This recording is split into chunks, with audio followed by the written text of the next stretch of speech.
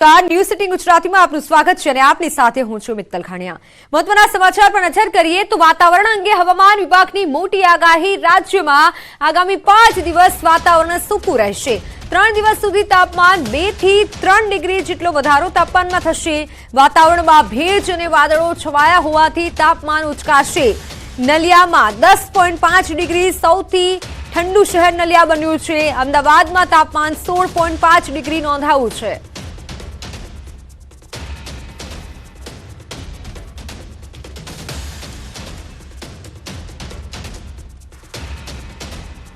Temperature देखा जाए तो टेम्परेचर अगले 2-3 दिन में टेम्परेचर 2 से 3 डिग्री बढ़ सकता है। नाइट टेम्परेचर यानी न्यूनतम टेम्परेचर जो मिनिमम टेम्परेचर होता है उसमें बढ़ोतरी होने का संभावना है बाय 2 से 3 डिग्री सेल्सियस।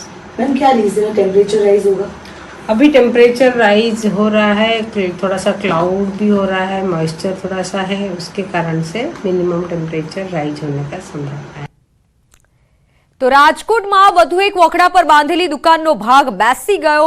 રોટરી બજારમાં દુકાનના તળિયા અચાનક બેસી ગયા। રોટરી બજાર વોકડા પર વર્ષોથી બાંધવામાં આવેલી છે આ દુકાનો, જેનો એક ભાગ નીચે બેસી ગયો। 1995ની સાલમાં વોકડા પર બનાવવામાં આવેલી છે આ રોટરી બજાર। વોકડા પર બાંધેલા સ્લેબ જર્જરિત થઈ ગયા છે। કોઈ મોટી દુર્ઘટના સર્જાય તેવી સ્થિતિ હાલ રાજકોટ વાસીઓને લાગી રહી છે। તો લાઠી પ્લોટમાં વોકડા પરની જમીનો બેસી ગઈ છે। એક દુકાનની જમીન પર બેસવા લાગી છે। દુકાનદારોમાં અત્યારે ભયનો માહોલ છે। વોકડા પરની દુકાનોની જમીન બેસી રહી છે। મહાનગરપાલિકાના અધિકારીઓ અને ફાયર બ્રિગેડની ટીમ પણ ઘટના સ્થળે પહોંચી છે।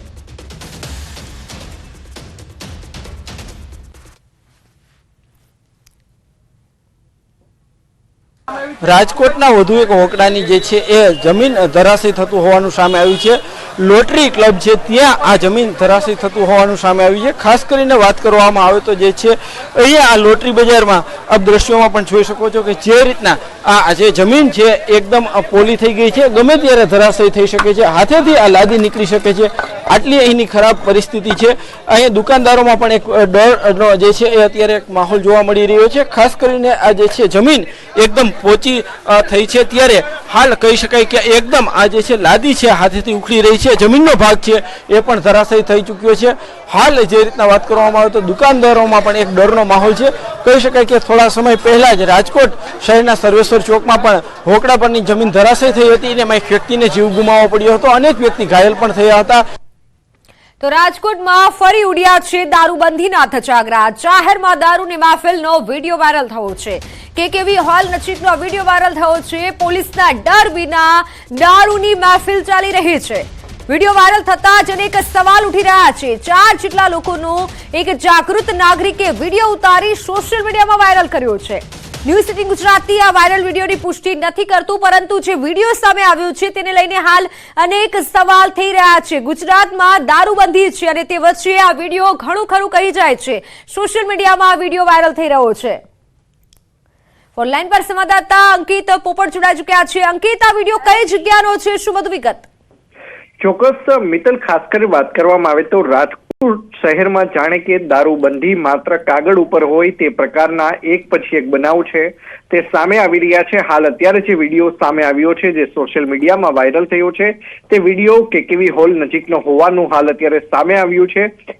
જે વિડીયો છે તેમાં સ્પષ્ટપણે જોઈ શકાય છે કે કઈ રીતે દેશી દારૂની અંદર અન્ય જે ઠંડા પીણાની જે બોટલો છે તે કઈ રીતે મિક્સ કરવામાં આવી રહી છે। સાથોસાથ બાઇટિંગના પડીકા પણ ત્યાં જોવા મળી રહ્યા છે અને 4 જેટલા વ્યક્તિઓ છે કે જાણે તેમને પોલીસનો ડર ન હોય તે પ્રકારે થોડા દિવસે આ પ્રકારે દારૂની મહેફિલ છે તે માણી રહ્યા છે ને ત્યારે પોલીસની કામગીરી ઉપર પણ સવાલો છે તે ઊભા થઈ રહ્યા છે। વાયરલ વિડીયો મામલે હાલ જે પ્રમાણે માહિતી મળી રહી છે તે અંતર્ગત માલવ્યનગર પોલીસ અને ગાંધીગ્રામ પોલીસ દ્વારા તપાસ છે તે શરૂ કરવામાં આવી છે। ત્યારે પોલીસ તપાસની અંદર આ વ્યક્તિઓ કોણ કોણ છે અને તેમને આખરે જે દારૂ તેઓ પી રહ્યા છે તે દારૂ વેચનાર બુટલેગર કોણ છે તે સહિતના સવાલો છે તે હાલ અત્યારે સામે આવી રહી છે। તે પોલીસ તપાસમાં શું સામે આવે છે તે જોવું અતિ મહત્વનું બની રહેશે।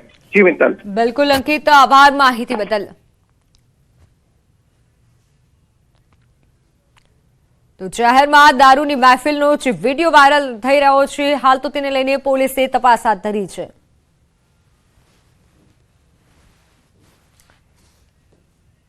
વાપીના ઇમરાનનગરમાં ડિલિવરી બોયના 60,000 છુમંતર કરી ગઠિયો ફરાર થઈ ગયો.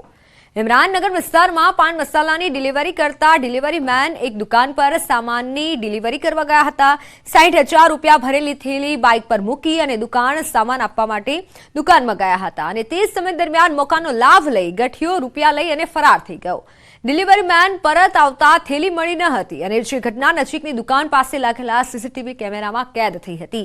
ભોગ બનનારે સીસીટીવીના આધારે વાપી ટાઉન પોલીસ સ્ટેશનમાં ફરિયાદ નોંધાવી છે. અન્ય સમાચારો પર નજર કરીએ તો ખોટી રીતે વિદેશ મોકલનાર સકંજામાં આવ્યું છે. એસએમસીએ વધુ એક આરોપીની ધરપકડ કરી લીધી છે. અમદાવાદના સોલા પોલીસ સ્ટેશનમાં ફરિયાદ નોંધાઈ હતી. મહેસાણાથી થઈ કેતન પટેલની મહેસાણાથી ધરપકડ કરી લેવામાં આવી છે. આરોપીઓ લોકોને ખોટી રીતે વિદેશ મોકલતા હતા.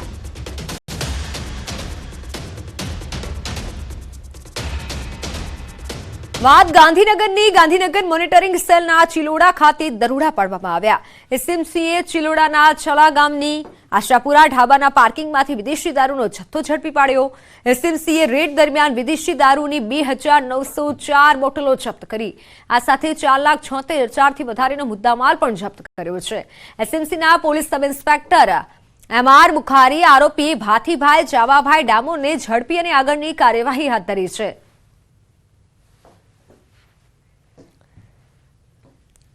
અમદાવાદમાં પશુઓના મોત અંગે માલધારીઓના ધરણા. પશુઓના મોત બાદ કોંગ્રેસ પણ મેદાનમાં આવ્યું છે.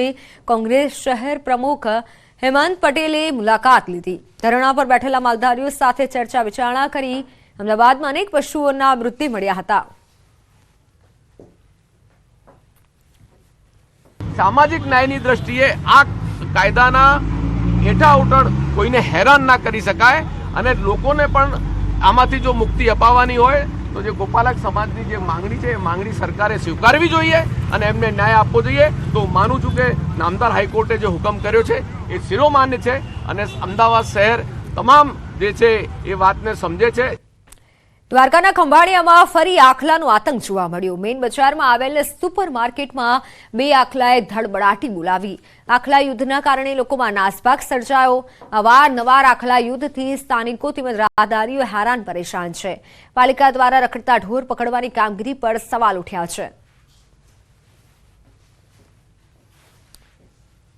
મોરબીમાં બેફામ ડમ્પર ચાલકે અકસ્માત સર્જ્યો. ડમ્પરે બાઇકને અડફેટે લેતા એક વ્યક્તિનું કરુણ મોત નીપજ્યું છે.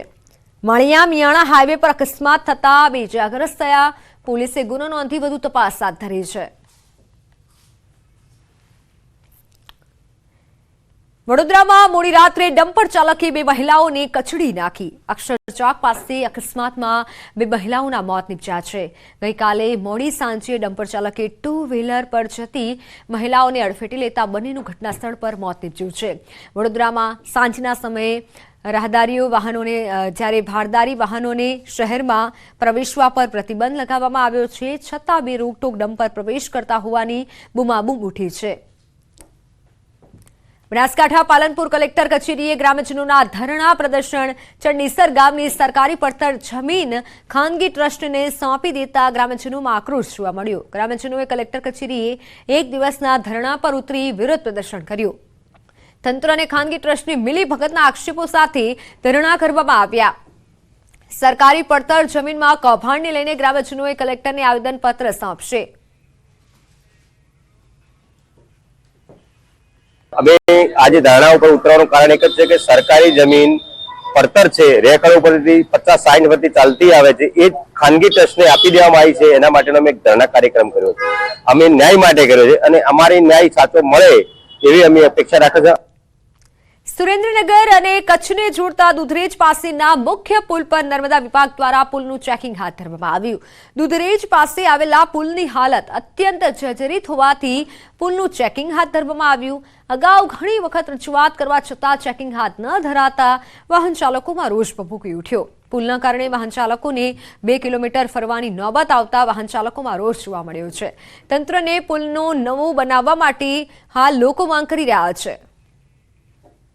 આ પુલ જર્જરિત હાલતમાં છે.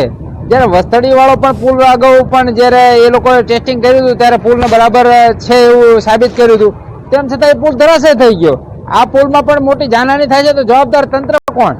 સુરેન્દ્રનગરને ધાંગધ્રા અને કચ્છ તરફ જોડતા દુધરેજ નજીક આવેલા પુલ પર અગાઉ 3 વાર ગાબડા પડી ચૂક્યા છે, ત્યારે હાલ આ પુલની જે ક્ષમતા છે, કેટલી કેપેસિટી છે, કેટલા સમય સુધી આ પુલ ચાલી શકે તેવું છે અને આગામી સમયમાં કોઈ દુર્ઘટના ન ઘટે તે માટે તંત્ર દ્વારા હાલ આ જે પુલ છે એની ક્ષમતાની ચકાસણી કરવાની કામગીરી જે ચાલુ છે. અદ્યતન સાધનો વડે આ પુલની જે કેપેસિટી છે એની ક્ષમતાની ચકાસણી કરવામાં આવી રહી છે. પુલના જે ખાસ કરીને નીચેની તરફના જે પિલરો જે છે એ પિલરો કેટલું વજન જે છે એ સહન કરી શકે છે અને કેટલા વજન સુધીના વાહનો અહીંથી પસાર થાય ત્યાં સુધી આ પુલમાં કોઈ દુર્ઘટનાનો ભય નથી. તેને લઈ અને હાલ જે તંત્ર છે એના દ્વારા ચકાસણીની કાર્યવાહી ચાલી રહી છે, પરંતુ ક્યાંક ને ક્યાંક અગાઉ આ પુલમાં 3 વખત ગાબડા પડી ચૂક્યા છે. અગાઉ આની પહેલા જે વસ્તડીમાં પુલની દુર્ઘટના જે બની હતી તેમાં પણ તંત્ર દ્વારા ફિટનેસ સર્ટિફિકેટ આપવામાં આવ્યું હતું, તેમ છતાં પુલમાં દુર્ઘટના બની હતી. ત્યારે આ પુલમાં ફરી એવી દુર્ઘટના ન મળે તે માટે ખાસ તંત્ર દ્વારા યોગ્ય રીતે કાર્યવાહી કરવામાં આવે તેવી ક્યાંક ને ક્યાંક લોકોમાં માંગ ઉઠી છે.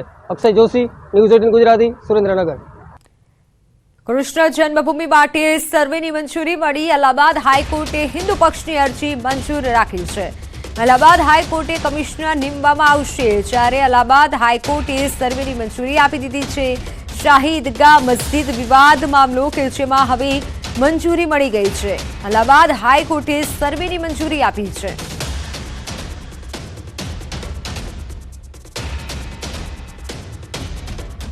તો અમદાવાદમાં ફ્લાવર શોને લઈને એક મહત્વના સમાચાર સામે આવી રહ્યા છે. લાખો પ્રકૃતિ પ્રેમીઓના ઇંતજારનો હવે અંત આવ્યો છે.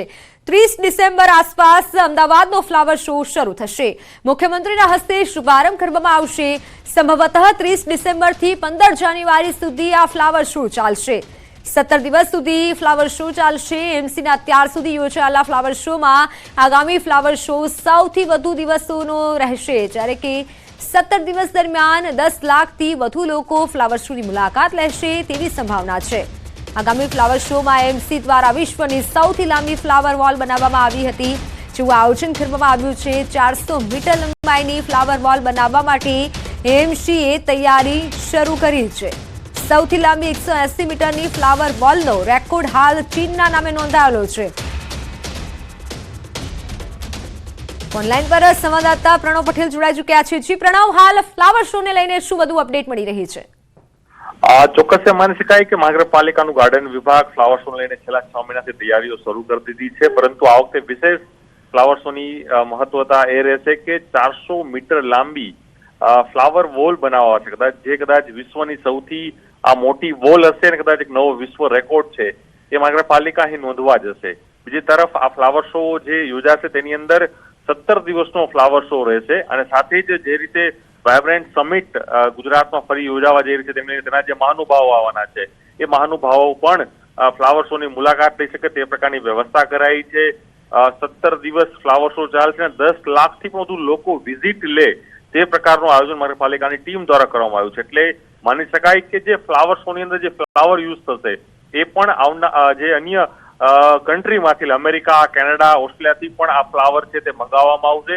એટલે એક નવી રોનક છે મહાનગરપાલિકા અમદાવાદ શહેરમાં જોવા મળશે અને સાથે જ ફૂલોની મહેક સાથે અમદાવાદ શહેરની ખૂબસૂરતીમાં ચાંદ લાગશે. બિલકુલ પ્રણવ, આભાર સમગ્ર માહિતી બદલ.